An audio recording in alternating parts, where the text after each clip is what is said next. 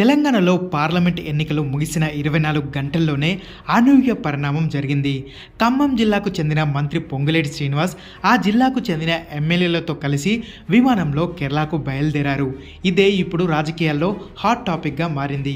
ఆయన ఏమన్నా క్యాంపు రాజకీయం చేయాలని చూస్తున్నారా? ఆ ఎమ్మెల్యేలను గ్రూపుగా కట్టి బీజేపీ లేదా బీఆర్ఎస్లోకి జంప్ అవుతారా అన్న ప్రశ్నలు ఇప్పుడు గట్టిగా వినిపిస్తున్నాయి. అయితే పొంగులేటి వర్గీయులు ఏం చెప్తున్నారంటే, ఖమ్మం ఎంపీ సీటు కోసం చాలామంది ట్రై చేయగా అధిష్టానం పొంగులేటి వియంకుడికే టికెట్ కేటాయించింది. ఇక ప్రచారం, పోలింగ్ మేనేజ్మెంట్లోనూ కూడా ఆయనకు పాజిటివ్గా ఫలితాలు వచ్చినట్లు వారు అంచనా వేస్తున్నారు. దీనికంతటికీ కారణం ఎవరు? జిల్లాలోని ఎమ్మెల్యేలు. సో వారికి ట్రీట్ ఇవ్వడానికి పొంగులేటి ఇలా వాళ్ళందరినీ తీసుకెళ్లి కేరళ టూర్కి వెళ్తున్నారు అని పొంగులేటి వర్గీయులు చెప్తున్నారు.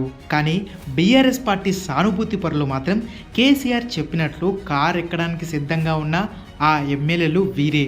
పొంగులేటి కేసీఆర్తో టచ్లో ఉన్నారు. అందుకే ఈ ఫ్లైట్లో కేసీఆర్కు అత్యంత సన్నిహితుడైన తాండూరు మాజీ ఎమ్మెల్యే పైలట్ రోహిత్ రెడ్డి కూడా ఉన్నారు అని ఈ వీడియోను చూపిస్తుంది.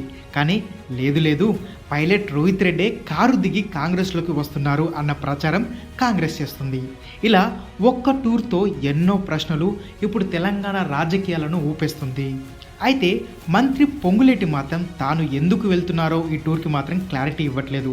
సో ఇన్ని ఊహాగానాల మధ్యలో మీకేమనిపిస్తుంది ఇలా ఎమ్మెల్యేలంతా సపరేట్గా ఒక టూర్కి వెళ్ళడంపై?